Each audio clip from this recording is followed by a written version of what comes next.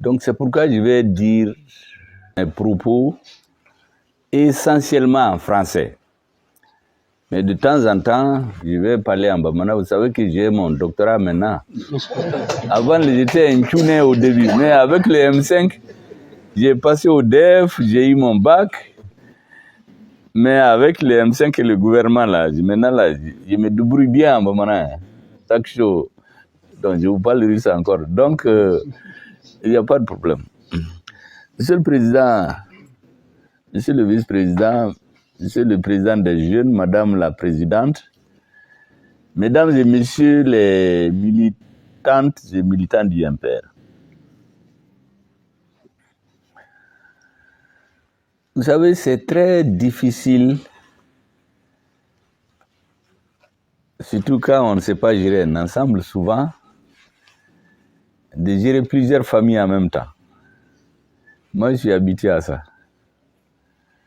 Vous savez, en plus de vous, j'ai une famille politique qui est le M5 RFP. J'ai une autre famille qui est le FSD. Mais la grande famille, c'est le Mali.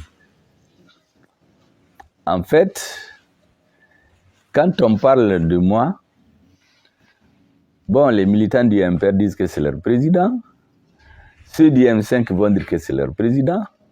Ceux du FSD vont dire que c'est leur président. Il y a des Maliens qui ne sont dans aucun parti qui vont dire que c'est leur président. Donc, je parle au nom et de sorte que tout ce monde-là puisse se reconnaître dans ce que je vais dire. Je voudrais souhaiter à tout le monde très bonne et heureuse année 2025. Que cette année soit meilleure pour tout le monde. Et comme on dit en Bambara, Alaka Samere Irana. La deuxième chose, je voudrais avoir une pensée pieuse à tous ceux qui nous ont quittés avant et pendant notre lutte et maintenant. Pour ne parler que 2024, vous savez qu'il y a deux grands responsables de notre parti, le vice-président Mohamed Lamine Haïdara Di Mao et Moussa Maïga de la commune 4, Mao de la commune 2. Nous avons aussi notre frère député de Kouchala, Abdou Agouzer Maïga, qui est dans les mains de ceux que vous connaissez. Moi, je suis tout. Ils m'ont envoyé un message, vidéo que j'ai vu, lui-même il parlait là-dedans, avec certaines propositions. En son temps, je n'ai même pas osé en parler à qui de droit, pour plusieurs raisons. La première, c'est que même les collaborateurs du président, il y a un qui a été tué, l'autre est dans leurs mains. Et je sais aussi que l'État est en train de tout faire pour libérer tous les Maliens. Mais récemment encore, j'ai eu des messages, des informations. J'ai communiqué d'ailleurs à sa famille qu'il est en vie. Mais chaque chose en son temps. Aujourd'hui, notre pays est dans une situation où il faut voir les Maliens globalement. Vous savez, dans ma famille, quand les gens ont été enlevés tout, menacés tout le monde, quand ils sont venus ici, et certains de ma région, je leur ai dit que la vie de ma famille, sinon même la mienne, n'est pas plus importante, ne sont pas plus importantes que les gens de Bandiagara, de Koro, de Nara, de Kaï, de tous les Maliens qui souffrent des conséquences du terrorisme. Donc il faut que nous partions pas à pas et on soit équilibré dans ce que nous faisons. Donc moi j'essaie de voir tout d'une façon globale. Bien sûr que quand quelqu'un est concerné personnellement, c'est comme une personne qui a soif. Dire qu'il n'y a pas d'eau, il n'entend pas, il faut lui donner de l'eau. Donc je comprends les impatiences de beaucoup de Maliens. C'est pour cela que je suis très très regardant par rapport à tout ce qui se dit et tout ce qui se fait. Je regarde les réseaux, je vois ce qui se fait au Mali, je ne commente pas, je laisse les gens commenter. Parce que Moi, je pense honnêtement que quand on est dans notre position, il faut prendre la hauteur par rapport à beaucoup d'événements. Ma conviction par rapport à ce qu'il y a au Mali, vous la connaissez depuis longtemps. L'important, c'est qu'il y a des témoignages, j'ai fait des écrits. Il y a des vidéos qui datent de 2016, 2018, 2019. Il n'y a même pas la transition. Et ma conviction est établie il y a longtemps que tout ce qui se fait chez nous, en termes de lutte contre le terrorisme, c'est une orchestration venue de l'étranger en utilisant des Maliens qui, par conviction, par naïveté, ou certains font espérer pour collaborer. Donc j'étais convaincu que tant que nous n'avons pas des patriotes avec qui on peut renverser la vapeur, ça ne peut pas aller.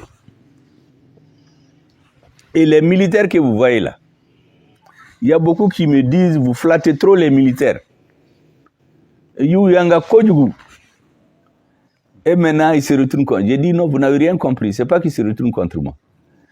C'est que sans eux, en ce moment précis, on n'allait jamais faire aboutir notre combat. Parce que quel que soit ce que nous faisons, si le pays n'est pas libéré des forces étrangères, là, les bases militaires étrangères, ça ne servait à rien. Quelques personnes vont vivre à Bamako, moi je pouvais avoir tout ce que je veux, tu es dans un parti, tu voyages, tu as de l'argent, ta famille, tes enfants, mais le pays globalement n'est pas à nous.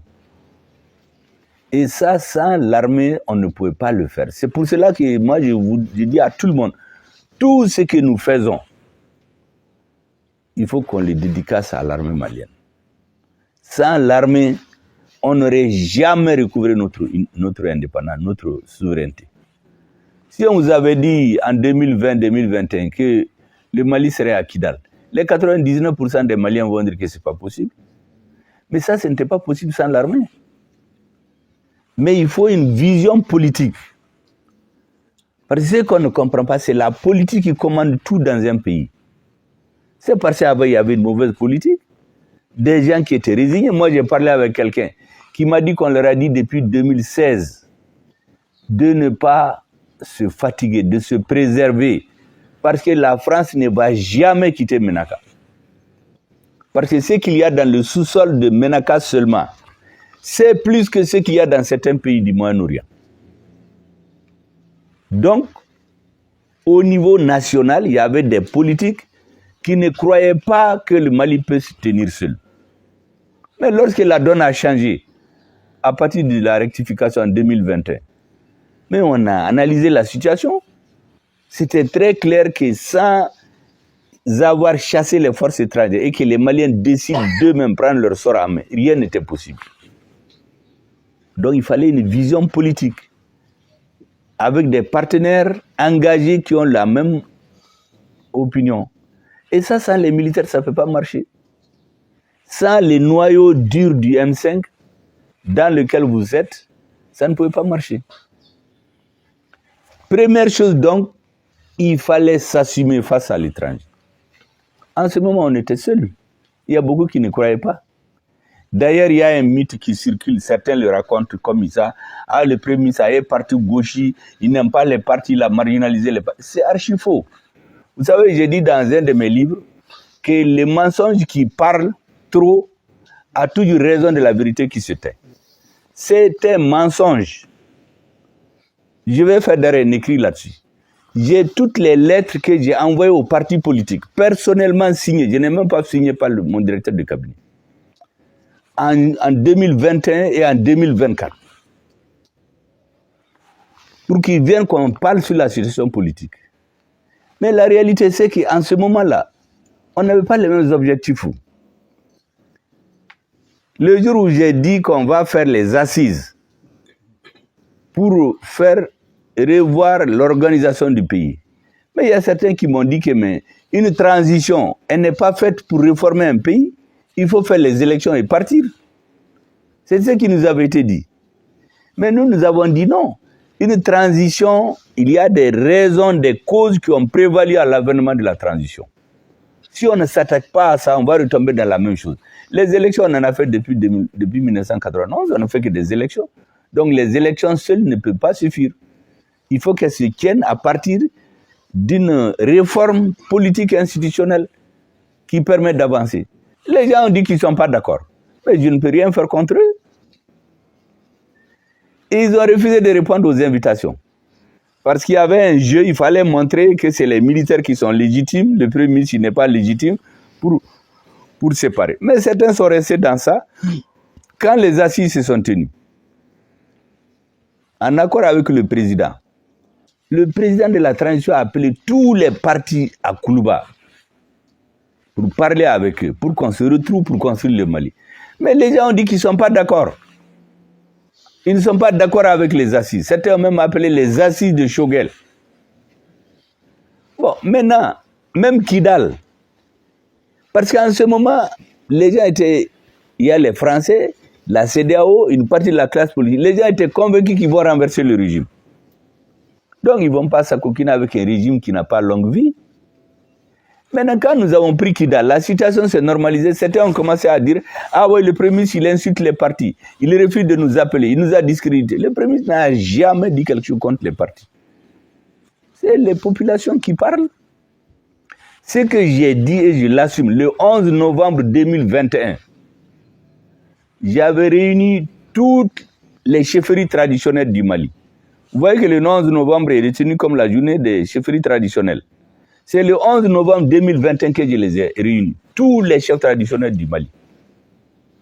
Et dans le discours que j'ai lu là-bas, j'ai dit que la démocratie a été présentée comme une panacée. Une panacée, c'est quelque chose qui résout tout. J'ai dit, or, 30 ans après, qu'est-ce qu'on constate? Destruction des armées, destruction des systèmes éducatifs, guerre civile, coup d'État à répétition. Certains se sont levés le lendemain pour dire que c'est pour discréditer le mouvement démocratique. Mais ça, c'est pas vrai. Certains l'ont chanté hors du M5, d'autres l'ont pris le micro dans le M5. Tout le monde s'est mis à faire du vuvuzela partout. Il y a un ancien qui m'a parlé de ça. J'ai tiré le discours, j'ai été lui donner. J'ai dit, les gens, en réalité, dès le début, ils étaient contre la transition. Ils pensaient que ça ne va pas réussir. Maintenant, ça a commencé à marcher, ils vont s'accoler à certains militaires pour dire « Ah non, non, non, le Premier ministre n'est pas légitime, il veut venir au pouvoir, avec Fangani. » Le pouvoir, là, c'est Dieu qui le donne. Toute personne au Mali, et je l'ai dit à un membre du gouvernement, le 19, avant que je ne quitte le gouvernement, le 19, je l'ai dit, moi j'ai vu Modibo Keïta, j'ai vu Moussa Traoré, j'ai vu Amadou Toumani Touré, j'ai vu Ibeka, les deux, j'ai même travaillé avec eux.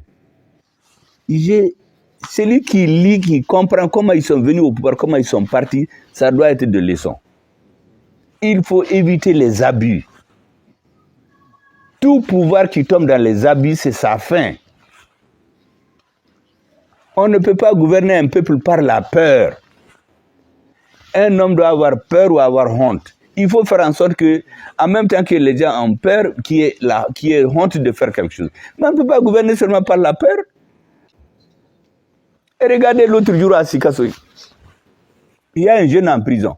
Quand on a été envoyé 5 millions dans les régions, plus 5 000 les descentes, pour réunir des badauds, pour sortir, demander la démission du Premier ministre parce qu'il a trahi, sans donner de preuves.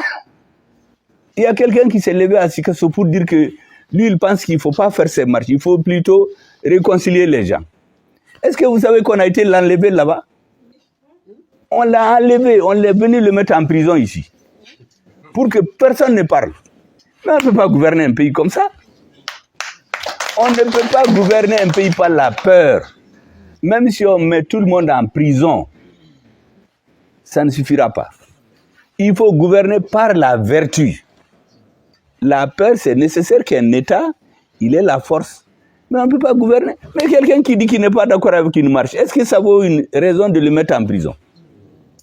D'autres peuvent se taire, mais ceux qui ne parlent pas là, ça ne veut pas dire qu'ils sont d'accord. Il est en prison. Moi, j'ai même envoyé hier quelqu'un le voir, le saluer, parce que je ne le savais pas. Comme je ne sortais pas, j'ai fait des contacts. Donc, c'est pour vous dire qu'il y a trop de choses anormales, des mensonges qui circulent au Mali. Le Premier ministre est contre les partis politiques, c'est faux. Deuxièmement, l'armée là. Certains pensent qu'il s'agit de quelqu'un. Moi, je parle de l'armée malienne. Je vous assure que sans l'armée malienne, on allait être comme avant. Deuxièmement, les militaires que vous voyez là. Peut-être certains pensaient qu'on a lutté contre ça, on est devenu Premier ministre. Moi, je n'étais pas dans ça. Hein. La preuve, quand on a demandé de donner le nom de Premier ministre, j'ai dit que je n'étais pas là-dedans. Parce qu'un Premier ministre, on ne le ramasse pas dans les caniveaux. Même dans les ONG, le gouvernement, ce n'est pas une ONG pour faire un appel d'offres et choisir quelqu'un. Un Premier ministre, c'est quelqu'un qu'on connaît. On l'appelle, s'il peut, il fait le travail. Mais quand les militaires sont venus nous voir le 24 mai, on s'est entendu, il y a des choses que je savais bien avant. Je sais que si ces militaires avaient accepté de faire le jeu de la France, ils allaient gouverner tranquillement, les gens vont mourir, tuer comme dans certains pays, faire des fraudes et rester au pouvoir. C'est parce que j'ai eu la conviction qu'ils étaient engagés pour libérer le Mali.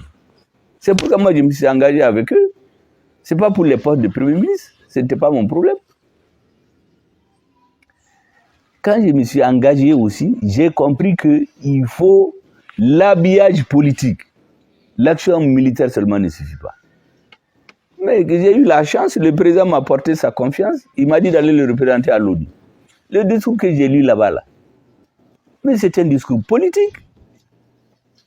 Parce qu'en ce moment, il y avait la campagne contre l'arrivée de nos partenaires russes. Parce que beaucoup ne comprennent pas cette histoire de laisser en plein vol. Comment c'est venu? C'était au moment où il y avait une campagne contre le Mali. Il y avait des jeunes de certaines nationalités que certains ambassadeurs réunissaient, plus quelques chefs de parti qui ont vendu leur âme au diable pour dire de soulever les Maliens et refuser l'arrivée des partenaires. Mais c'est pourquoi j'étais en Occident. On tue nos soldats, on tue nos militaires. On ne peut pas acheter des armes. Mais qu'est-ce qu'on fait? On a acheté même un avion de transport qu'on a bloqué. Mais on va chez celui contre qui on ne peut pas faire de pression. C'est ça l'image que j'ai donnée. Vous êtes dans un avion, en plein air, on ouvre la fenêtre, on vous dit de sortir. Ça, c'est la trahison d'enfant de dos. Mais pour de façon plus soft, on a dit que c'est comme nous laisser en plein vol, sans parachute. Ça, c'est pour dénoncer la trahison dont le Mali était victime. Ce discours-là, personne ne l'a vu avant que je le prononce. Personne. Tous ceux qui vous disent que c'est qu'ils l'ont écrit, c'est qu'ils l'ont fait, c'est faux. Le président m'a investi de sa confiance et ça suffisait. Il fallait faire une prise de position à la hauteur de l'événement. Donc mes convictions personnelles, qui datent de longtemps, ont coïncidé avec les vœux du chef de l'État. Or, un discours politique, je vais vous dire, il a un certain nombre de caractéristiques. Le même discours, si je l'avais fait dans un meeting du M5, ou du MPR, ou dans un quartier, c'est à Yoroshio. Donc, un discours, les lieux où vous le dites, les lieux, n'est-ce pas? Je l'ai dit à la tribune des Nations Unies. Les circonstances, c'était à l'Assemblée générale, donc il y avait tout le monde entier, n'est-ce pas? Le contenu du discours même, c'est un discours qui est long, mais les gens ont retenu cette partie-là, à laisser en plein vol. Est-ce que vous savez que ce discours-là, des diplomates m'ont conseillé de l'enlever? Je leur ai dit non, ça c'est la politique. Au Théouka Baré, les militaires et les diplomates doivent être au service du pouvoir en place. Donc, on a compris. La deuxième chose, il fallait tenir les assises nationales.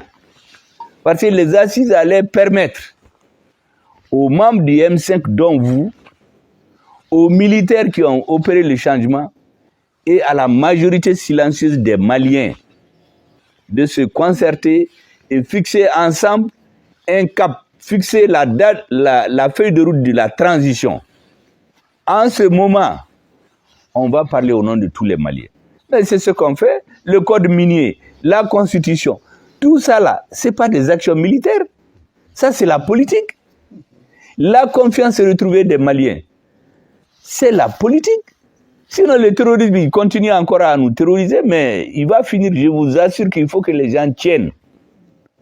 Parce que le plus important là, on a pris leur base. Maintenant, ils attaquent les populations sans défense, ils sont éparpillés partout, parce qu'ils sont sponsorisés, ils sont financés. Sinon, comment vous pouvez vous comprendre? que dans le désert, il n'y a pas de raffinerie de pétrole. Il n'y a pas d'usine de fabriquer les motos. Il y a des milliers de motos avec des milliers de gens qui ont du carburant, qui ont des armes, qui tuent les populations dans le désert. Il y a quelqu'un qui le fait. Et ça, il fallait ouvrir les yeux aux Africains pour qu'ils comprennent. Quand il y avait le terrorisme au Mali, il n'y en avait pas au Burkina, il n'y avait pas au Niger. Mais aujourd'hui, ils ont atteint, même les pays du Golfe. L'autre jour, vous avez entendu le discours à la nation du président du Bénin. Il dit que là où ils ont échoué, c'est dans la lutte contre le terrorisme. Mais il n'y avait pas de terrorisme chez eux avant. Ou bien l'ancien président du Ghana, l'Union européenne dit qu'ils vont les aider avec 60 millions d'euros pour lutter contre le terrorisme. Au lieu de faire des routes de développement ou faire avancer les Ghanais, non. Les gens sont pauvres, ils souffrent, vous financez le terrorisme. Et l'argent qu'ils donnent, c'est pour aller acheter des armes chez nous. Donc on fait exactement avec nos grands-parents là. On venait leur donner des miroirs, du sucre et puis on se vendait. La traite des Noirs est venue comme ça. C'est fini. Ils sont venus chez nous. Ils ont commencé à mettre les gens en conflit. On te voit, on dit que tu es plus beau que ton frère, on t'arme pour l'éliminer pour que tu deviennes chef. Cette phase a passé, on est venu à la décolonisation. Ils nous ont colonisés eux-mêmes, après ils ont trouvé un terme, décoloniser. On a choisi par nous certains, on leur a dit pour que votre pouvoir reste là, il faut nous aider à détruire les autres. Il y a des chefs, il y a des Africains qui sont prêtés à ça. Aujourd'hui, c'est la même chose. Il y a des gens qui sont prêtés au fait qu'on détruise ceux qui ont osé les dénoncer. Pour leur donner de l'argent, tout le monde les connaît. Pour venir dire dans les médias, ah, le Premier ministre, c'est le premier adversaire de la transition. Mais ces gens-là, ils ne respectent pas les Maliens. Les Maliens savent quand même boire de l'eau. Qui peut venir dire aux Maliens aujourd'hui, le Premier ministre, c'est l'adversaire de la transition? Ou bien, qu'il a trahi la transition? Parce qu'il a parlé. Si je n'avais pas parlé, vous-même, vous allez me dire aujourd'hui, mais pourquoi tu parles maintenant? Mais comme je l'ai dit, je n'ai dit que 10%. Parce qu'il n'y a pas béquin. Le plus important, c'est avoir un pays. Quand on n'a pas de pays, tout ça, ça ne sert à rien. C'est pour ça que moi, je me suis tué pendant longtemps et je vais continuer à me taire. Je ne vais pas parler maintenant. Peut-être même il y a des sujets sur lesquels je ne parlerai jamais. Parce que le Mali, là, tout ce qui peut nous amener en arrière, il ne faut jamais le faire. La colère ne doit pas nous guider dans ce que nous faisons. Jamais. Tout ce que vous voyez dans les réseaux là, ça c'est pour me provoquer. Moi je ne vais jamais répondre à la provocation. Parce que ça ne peut pas construire un pays. Et personne ne va m'amener à dénigrer les militaires. Parce que les militaires là, je vous assure, même aujourd'hui là, il y en a qui sont en train de se battre au nord. D'autres peut-être sont même en train de mourir. Imaginez-vous pendant que ces gens se battent, qu'on apprend qu'il y a des luttes politiques entre nous ici. Ce n'est pas bon.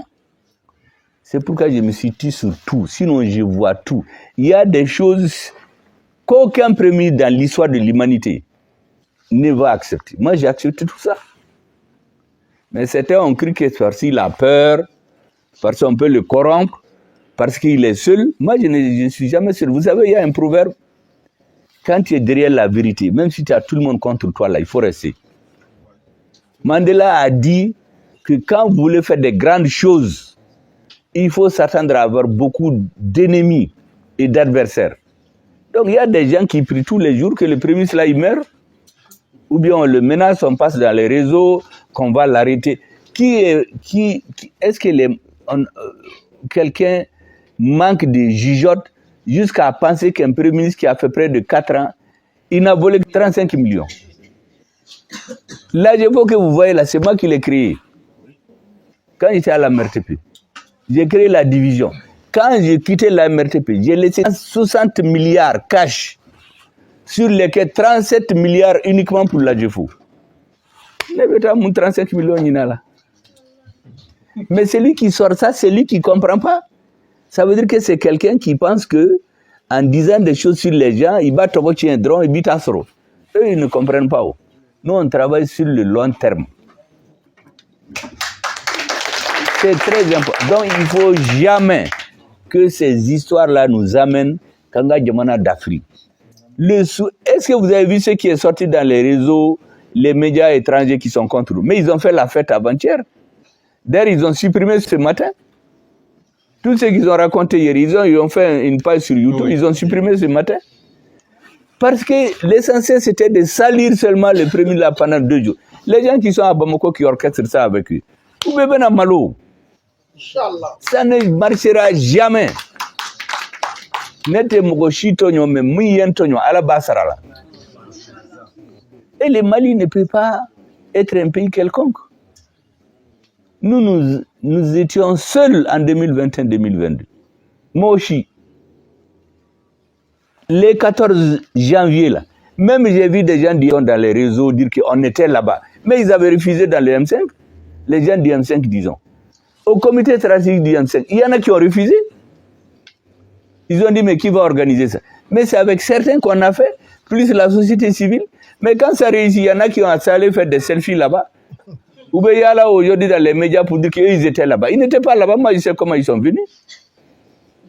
C'est des actions politiques. Ce n'est pas des actions militaires. Et vous avez écouté le discours de l'ancien Premier ministre avec l'ex-président ivoirien.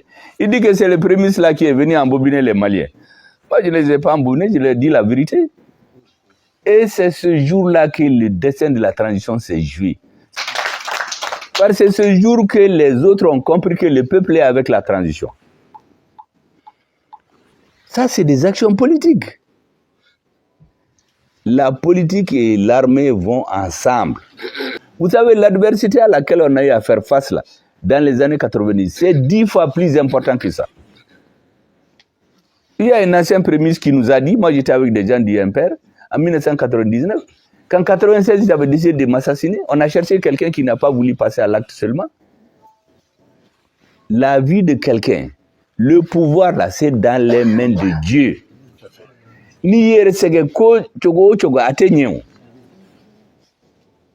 Donc vraiment, il ne faut pas que la colère amène les uns et les autres à dénigrer notre armée, parce que je vois des gens, quelques attaques des terroristes qui essaient de nous embrouiller. Il ne faut pas tomber dans ça, parce que le jeu des autres, c'est que nous, on ne sait pas se battre. Or, il faut savoir se battre. Même une personne, pour grandir là, tu tombes, tu te lèves, tu tombes malade jusqu'à arriver. On a pris Kidal. On les a chassés du pays. On a chassé les bases étrangères. Maintenant, ils financent des groupes pour attaquer des paysans tombés sur les routes. Si pendant ce moment-là, effectivement, on commet des fautes graves, la population va se détourner de nous. Mais si on maintient le cap, la population ne se retournera jamais. Là, on va tenir. Je vous assure que dans 1 an, dans 2 ans, Inch'Allah, ça va marcher. Le Mali va avoir raison de ces gens-là. Au M5, les gens ont marché, ils sont venus à la primature. On a les vidéos. Ils ont demandé qu'il faut chasser la MINUSMA. Ce jour-là, je leur ai dit que ça, c'est trop tôt. Attendez d'ici 2 ou 3 ans, vous allez voir.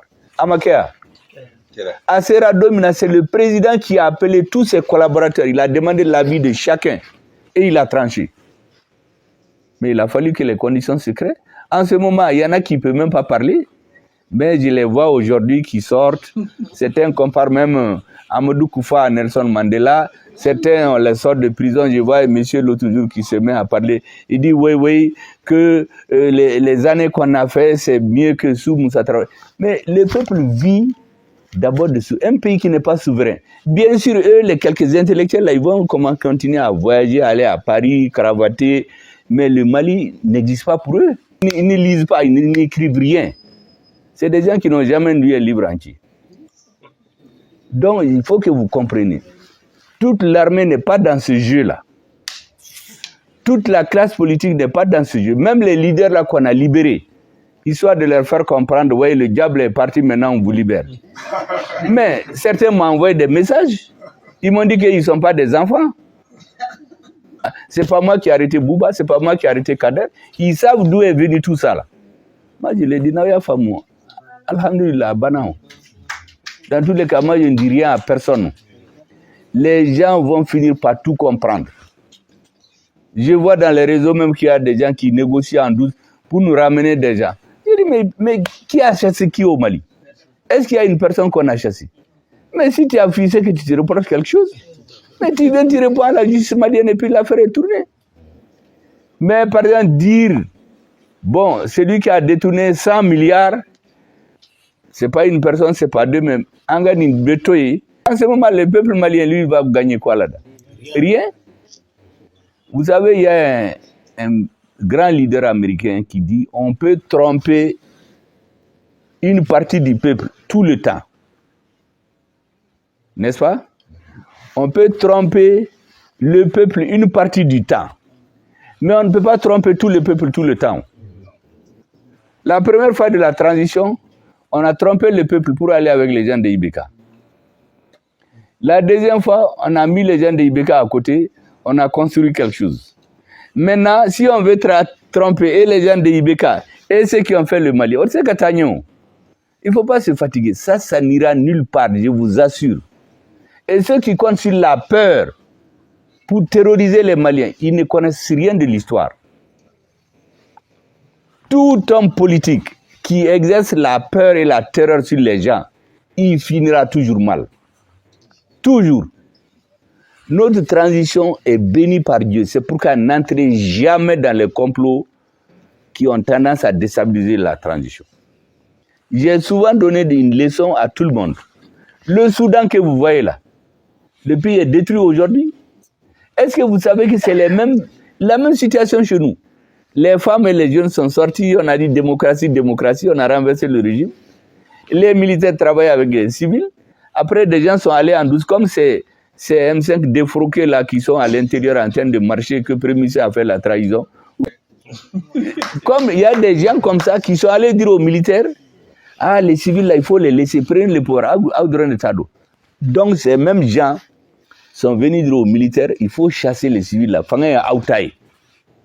Oui, ok. À là-bas, on donne où est le Soudan aujourd'hui? Les femmes qui ont marché, les enfants là, ils sont tous morts. D'autres ont fui. Les soldats là sont en train de se battre pour chercher des soutiens dans le monde. Un grand pays. Moi, j'ai visité le Soudan en 2003. Quand je cherchais à faire la sucrerie, l'usine de sucre de Markala. J'ai été là-bas. Il y a un village qui s'appelle Kenana. 250 personnes en 1975. Mais en 2003, quand je suis allé là-bas, l'industrie sucrière qu'ils ont mis chez eux a fait que c'est l'une des plus grandes villes industrielles du Soudan. C'était devenu une ville de 250 000 habitants, avec une université, des stades omnisports, des clubs, des tout, avec un goudron qui les relie à la ville, à la capitale. Des camions remplis de viande, c'est devenu l'une des plus grandes villes industrielles. Moi, j'ai vu ce pays-là. C'était un pays où on fabriquait beaucoup de choses pour eux-mêmes, mais ils ont tout détruit aujourd'hui. À cause des jeux de pouvoir, ne rentrez jamais dans ça. Et celui qui veut le faire, Allah te sera d'âme. Moi, je vous ai dit que la transition, là, tous ceux qui veulent trahir les objectifs de la transition, Allah Bouchoro, que ça soit des gens du M5 ou ailleurs, acheter Nasira Soro. Le Mali là, m'acheter comme Mali Djamfa Kaere Soro. Pour le reste là, vraiment, je vous souhaite très bonne chance. Beaucoup de courage. Il ne faut pas céder à la colère. La peur là, chaque personne a peur en sa façon. Mais je dis qu'on ne peut pas gouverner un pays par la peur. On gouverne un pays par l'exemple.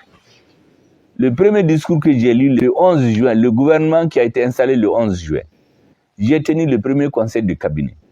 Là-dedans, j'ai dit qu'il faut qu'on gouverne par la vertu. Si on enlève la vertu là, la peur seulement ne peut pas tenir un peuple en haleine. Donc, il faut que vous soyez dans cette logique. Je vous souhaite que 2025, qui est moins de surprises désagréables que 2024, que les choses qu'on voit en 2024, que le Mali retrouve la voie du bonheur, de l'entente entre les gens. Sinon, tout ce que vous voyez sur les réseaux là, les premiers jours quand j'étais sorti, les gens qui étaient venus me rendre visite, on a pris leur nom, le lendemain on a sorti dans les réseaux. Mais celui qui fait ça, c'est qu'il ne comprend rien. Si la peur devait empêcher d'arriver, nous on n'allait pas tenir jusqu'en 2020. Pourtant, quand nous étions venus en 2021, il y a des militaires qui étaient contre les assises. Ils ont écrit, ils ont réuni des gens. Même le M5 et le FSD voulaient se révolter. Je leur ai dit non, il faut que j'en parle avec le président. Quand j'en ai parlé avec le président, on a pu se comprendre. Et le reste, le ministre de la Refondation a pris en main. Et le jour où je parlais à New York, le 25 septembre 2021, là, c'est le même jour que les forces vives de la nation qui sont réunies, 23, 24, 25, 26, ont adopté le fait qu'il faut tenir les assises en décembre. Le fait ils ont tracé la voie pour la transition. Ça, c'est le travail politique. Mais ça a eu un poids parce que l'armée a fait son travail. Parce que pendant des mois, les militaires ont préparé ce que j'appelle la grande offensive, qui est partie à partir de décembre. Tous les camps de terroristes, on les a détruits. Il n'y a plus de camps qui tombaient. Et puis le travail politique, c'est les deux pieds sur lesquels la transition a marché. Si on voit des soutiens défroqués, des escrocs de tout genre, qui sont venus à la dernière minute pour dire « Ah non, c'est l'armée seulement », ça, c'est des gens qui travaillent. Vous avez vu, ils ne parlent plus, ces gens-là, beaucoup d'entre eux ne parlent pas depuis quelques jours. Parce que Parce que tout leur objectif, c'était...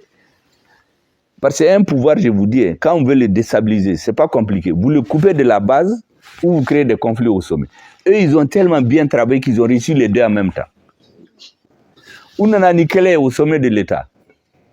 Ils se sont tués. Et le chef d'orchestre a pris la parole hier. Comme la journée est finie hier sans que le Premier ministre n'aille en prison, ils ont supprimé sur leur compte. Même si vous partez sur Internet aujourd'hui, vous n'allez pas voir. Moi, j'ai regardé ce matin, que vous soyez sûr d'une chose.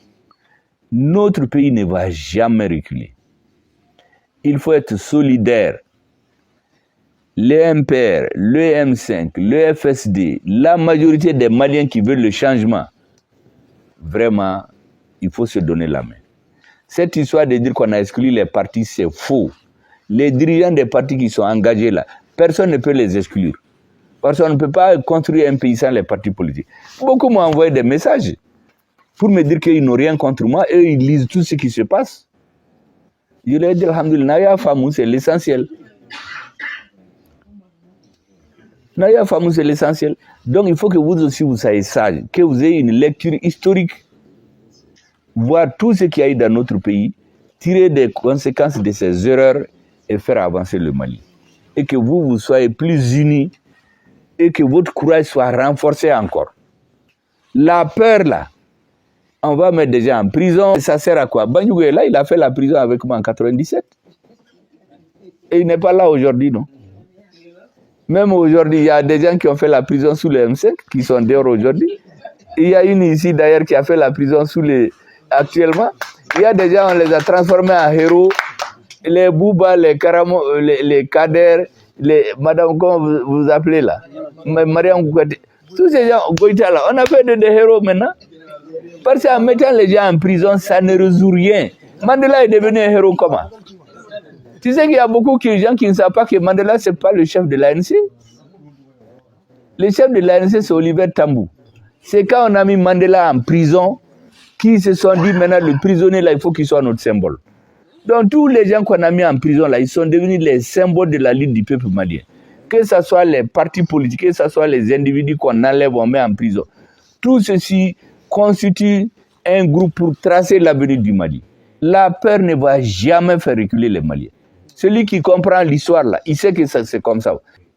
Un pays, c'est une stratégie bien mûrie, bien pensée dans l'intérêt de la majorité et qui rentre dans les tempêtes, même si c'est difficile. Avec Douala, j'ai dit dans le meeting du M5 le 4 juin 2021, avant que je ne devienne Premier ministre, j'ai dit qu'il y a des puissants vents contraires qu'on va rencontrer, qui vont nous perturber. Il faut qu'on tienne, même les Maliens qui tombent, il faut les tenir par la main et qu'on sorte de ça. On est dans ça aujourd'hui. Mais il y en a qui n'ont pas le sens de l'histoire. Donc ne soyez pas comme ça. Nous sommes obligés de toujours voir plus loin que la majorité des militants. Parce que comme ça, que les autres ne voient pas. Non, Tara, pourquoi c'est zéro? S'il n'y a pas de gens derrière toi, tu n'es rien. Sinon, moi, j'allais faire mon diplôme, aller faire l'expert et avoir beaucoup d'argent. Mais là où je suis là, sans vous, sans les gens du M5, du FSD, le peuple malien là, Moi, individuellement, je ne représente rien. Donc, je vous demande vraiment beaucoup de courage. Je vous souhaite beaucoup de chance. Je vous remercie pour votre soutien. Et vous n'êtes pas les seuls. Il faut vous dire que vous êtes ceux qui sortent la tête. La majorité des Maliens ne dit rien. Les discours pour déstabiliser le régime, pour que Karsa Dogoya, que Karsa... Ne rentrez pas dans ça. Parce qu'en Afrique, les Européens sont toujours sûrs d'une chose. Les Africains, si vous voulez les mettre en bagarre, ils veulent qu'un blanc en colère. C'est la colère qui va diriger tout ça. Il va renverser la table. Et puis, ils vont tout perdre après. Ils sont comme... Donc, ils s'attendent à ça. Quand ils étaient sortis du gouvernement, là, ils étaient tous convaincus que je vais réunir les gens et commencer à m'agiter dès le lendemain. N'était pas là-haut. Moi, j'ai le sens de l'histoire. Et puis, Ayemingyo, la transition, là, c'est notre enfant. On ne va pas le tuer le même jour. Vraiment, c'est ce que je voulais vous dire. Et merci, merci beaucoup encore. Soyez confiants à l'avenir. Amitani Baragi.